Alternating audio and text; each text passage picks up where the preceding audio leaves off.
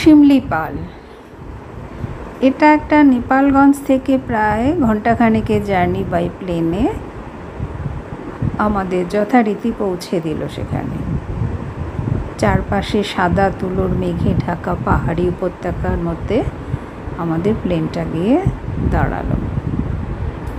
তারপর ওখানে যাবার সঙ্গে সঙ্গে ওখানকার যারা লোকাল পিপলস তারা আমাদের গলায় একটা করে উত্তরীয় দিয়ে অভিনন্দন জানালো। বেশ ভালো লাগছিল ব্যাপারটা। যাই হোক, সেখান থেকে আমরা একটু সিঁড়ি মানে পাহাড়িয়া সিঁড়ি, সেটা দিয়ে উপরে ওয়েট করলাম, কারণ এরপর আমাদের যাওয়ার পালা হবে হেলিপ্যাডে। তো তার জন্য একটু ওয়েট করতে হবে।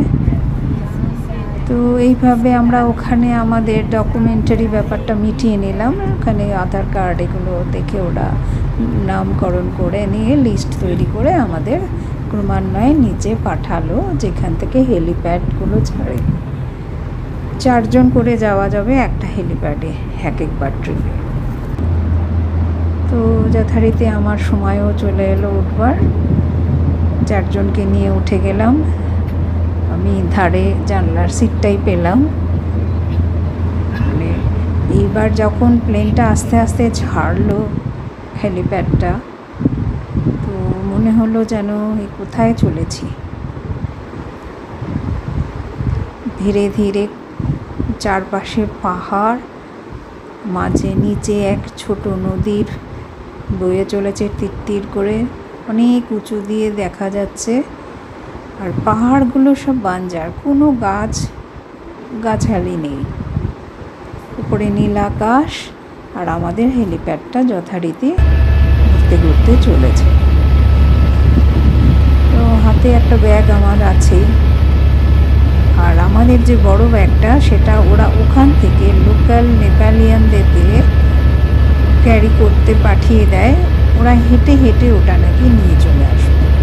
আমরা যখন পৌঁছবো আমাদের ওখানে ওরা ওই ব্যাগগুলো হস্তান্তরিত করবে। ঠিক আছে, এইবারে আমরা হেলিপ্যাডে প্রায় 40 মিনিট মতন লাগলো। 40 না, বোধহয় 20 থেকে 25 মিনিট, সরি। আমরা আস্তে আস্তে এসে পৌঁছলাম হিলসা। হিলসাটা হচ্ছে ওখান থেকে নেপালের বর্ডার, এবং ওখান থেকে শুরু হচ্ছে তিব্বতের বর্ডার, যেটা আমাদের চায়নার অন্তর্গত। এবং সেখানে আমাদের যথারীতি পাসপোর্ট, ভিসা সমস্ত চেকিং হবে। সেইভাবেই আমরা এগোলাম। আর আমাদের ব্যাগগুলোকেও ওখানে দিল, যারা বয়ে নিয়ে এসেছিল ম্যানুয়ালি। সেখান থেকে সমস্ত চেকিং করে আমরা ধীরে ধীরে ওখান থেকে বাসে উঠলাম। এবার সেই বাস আমাদের নিয়ে চললো গৌরীকুণ্ড। না, সেই দিনটা আমরা হিলসাতে থাকতে হয়েছিল একটা হোটেলে। সেখানে আমাদের ব্যাগ ঠ্যাগ সব দিয়েছিল আফটার চেকিং। তারপরে সেখান থেকে আমরা পরের দিন সকালবেলা বাসে করে মানসরোবর যাবার কথা। ওখান থেকে আমরা টাকলাকোট গিয়ে পৌঁছাবো। জায়গাটা হচ্ছে হিলসার থেকে টাকলাকোট। সেখান থেকে বাসে করে আমাদের নিয়ে যাবে মানসরোবর।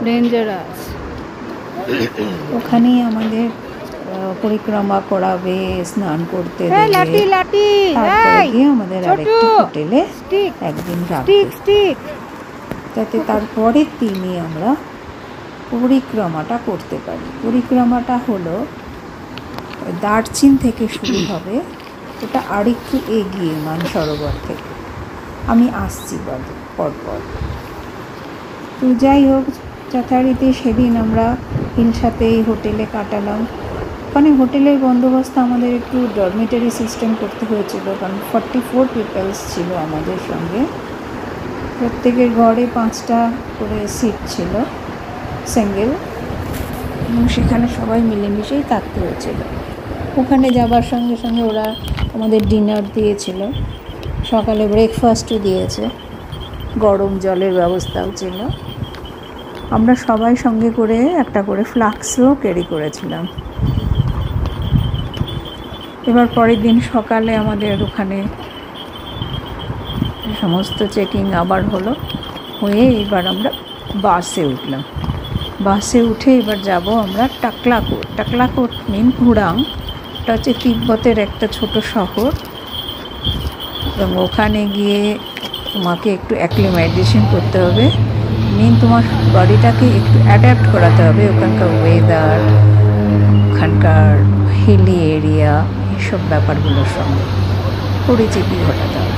এবং কিছু যদি মার্কেটিং, যেমন কিছু স্টিক কেনার ছিল যদি যে পরিক্রমায় যাবে, তারপরে কিছু টিস্যু পেপার, এই ধরনের কিছু। কারণ ওখানে একটা জিনিস বলে রাখি, বাথরুমটার খুব প্রবলেম আছে। প্রবলেম মানে সেটা হোটেল থেকে বেশ অনেকটা দূরে।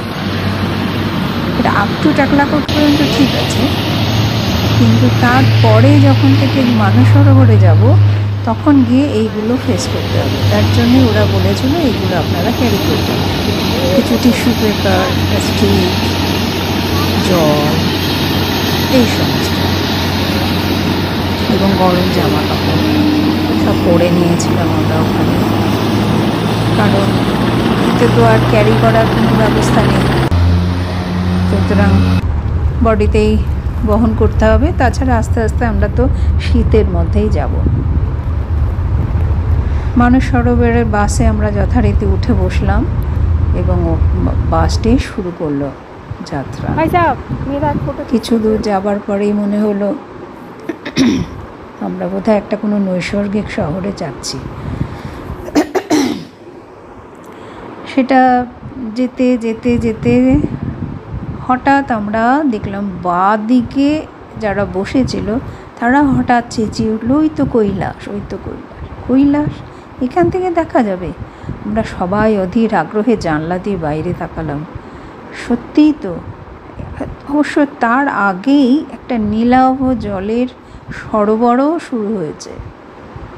তো ওখানে গাইড যারা ছিলেন তারা বললেন এটাকে বলা হয় রাক্ষসতাল, এবং এইখান থেকেই আপনি অদূরে কৈলাসের পাহাড়টা দেখা যাচ্ছে। দেখে মনে যে কি হলো তখন, আমরা কি শেষ পর্যন্ত পৌঁছতে পেরেছি? নিজেকেই নিজে অনেক প্রশ্ন করছিলাম। তো যাই হোক, আমরা যে যার মতো ফটো তোলার একটা হিড়িক পড়ে গেল, এবং এনজয় করতে করতে সেই সিনারি অনেকটা চলে এলাম। যত আসছি ততই মুগ্ধ হচ্ছিস নৈসর্গিক শহরে। নৈসর্গিক গ্রাম্য চেহারাও আছে, রাস্তাটা সুন্দর, কিন্তু আমাদের একটা করে বেল্ট দিয়ে বেঁধে বসতে বলেছিল, কারণ একটু ডাউন, আপওয়ার্ড ডাউন জাম্পিং করছিল বাসটা। এইবার আরও কিছুটা দূর যাবার পর ডান দিকে শুরু হয়ে গেল আমার অতি আকাঙ্ক্ষিত মানসরোবর। মানসরোবরের লেক যেমন পরিষ্কার, দূর থেকে আমরা দেখতে পাচ্ছি নীলাভ জল, পাহাড়ের কোল ঘেঁষে চলেছে, শান্ত পরিবেশ, খালি আমরা বাসে করে চলেছি তার পাশ দিয়ে। কোথায় যাচ্ছি, কোথায় এলাম, কিছু বলার ভাষা নেই। তখন আমাদের ড্রাইভার বললেন যে আরও কিছুটা দূর গিয়ে এটা পরিক্রমা করিয়ে নেওয়া হবে আগে, মানে পুরো মানসরোবরটা ঘুরিয়ে দেখাবে ওরা বাসে, তারপর একটা জায়গায় নামাবে যেখান থেকে তুমি কাছে গিয়ে একটু জলটাকে ধরতে পারবে। ঠিক আছে, তাই হবে। তো যথারীতি অনেকক্ষণ যাবার পরে ঘুরতে ঘুরতে চারপাশে নৈসর্গিক পাহাড়, তার কোল বেয়ে দুদিকে দুরকম সরোবর, এক বিচিত্র জগৎ। শোনা যায় রাবণ নাকি ওখানে শিবের পুজো কৈলাসে এসে করেছিল, তার ফলে ওই জায়গাটা একটা তাল সরোবর সৃষ্টি হয়েছিল, এই জন্য ওটাকে রাক্ষস সরোবর বলে, রাক্ষস তাল।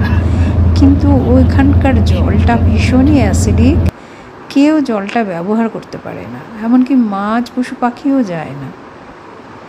কিন্তু ডান দিকে তারই বিপরীত চেহারার আরেকটি সরোবর, মানসরোবর।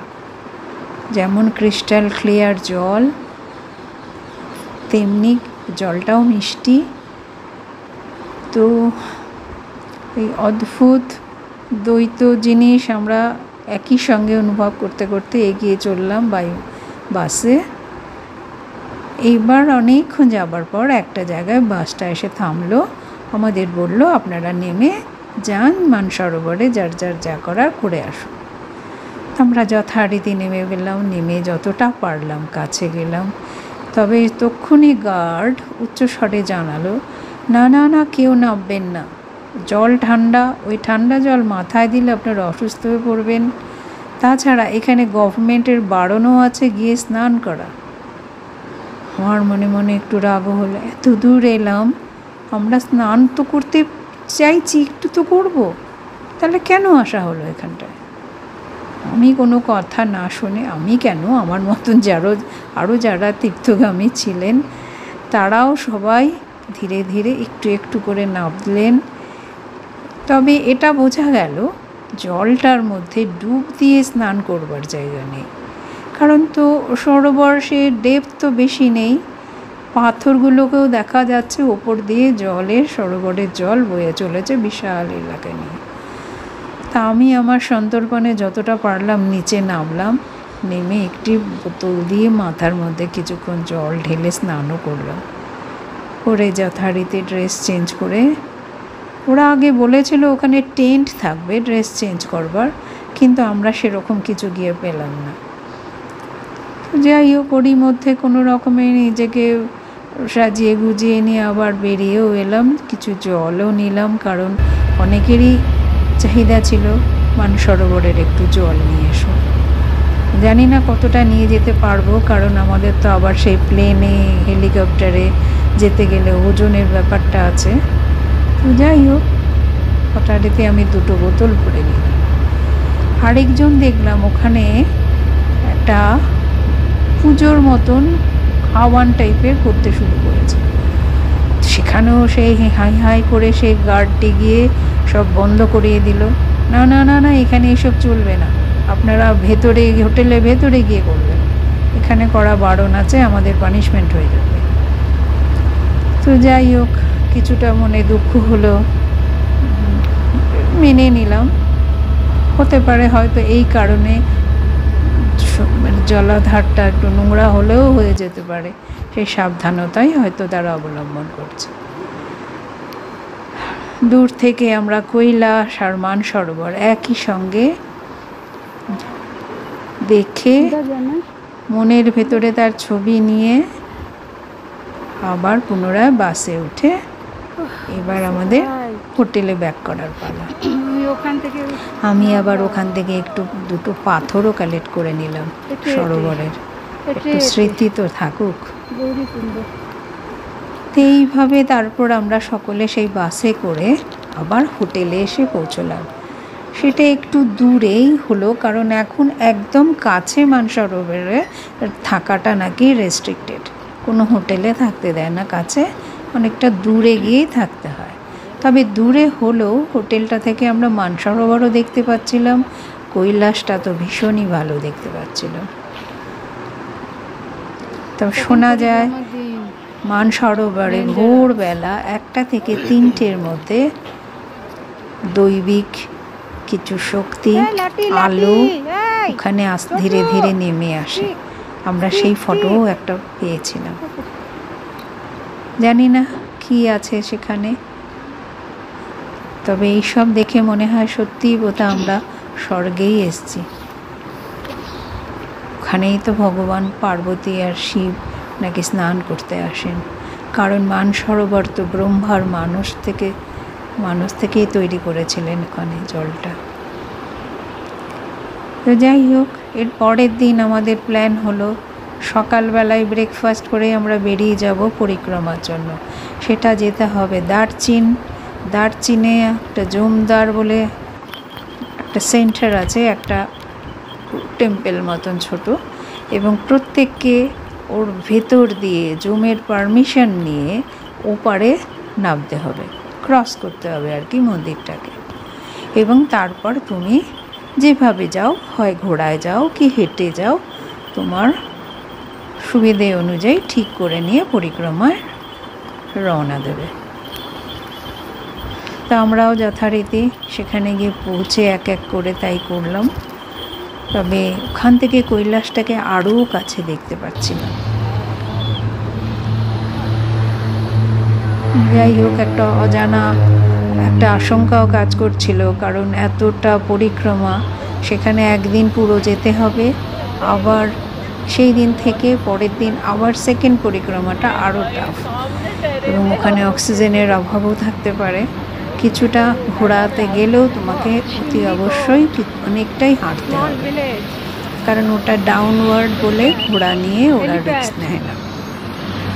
সঙ্গে আমাদের ট্রাভেলার্সরা প্রত্যেককে অক্সিজেনের একটা করে ক্যারিয়ার দিয়ে দিয়েছিল, যদি লাগে তো তোমরা নিজেরা ইউজ করে নিতে পারো। আমিও নিয়েছিলাম, আমি সঙ্গে একটি পোর্টারও নিয়েছিলাম, ঘোড়াও নিয়েছিলাম, কারণ আমি একটু রিস্কটা নিতে চাইনি। ইনকেস আমি যদি মাঝ রাস্তায় অসুস্থ হয়ে পড়ি বা না পারি হাঁটতে, তখন তো কেউ হেল্প করার থাকবে না। এত দূর এসে না যেতে পারাটা তো আরও কষ্টকর হবে। তো সেই হিসেবেই আমরা সবাই ঘোড়া বুক করে নিয়েছিলাম, অনেকেই। আর কেউ কেউ অবশ্য হাঁটার প্ল্যানও ছিল। তো সেখান থেকে আমরা সেই সকালে আমরা রওনা দিলাম, এবং উপরওয়ালার কৃপায় আমাদের ওয়েদারটা এত ভালো পেয়েছিলাম। ঝলমলে রোদ ছিল, হাওয়া, কিন্তু বৃষ্টিটা ছিল না।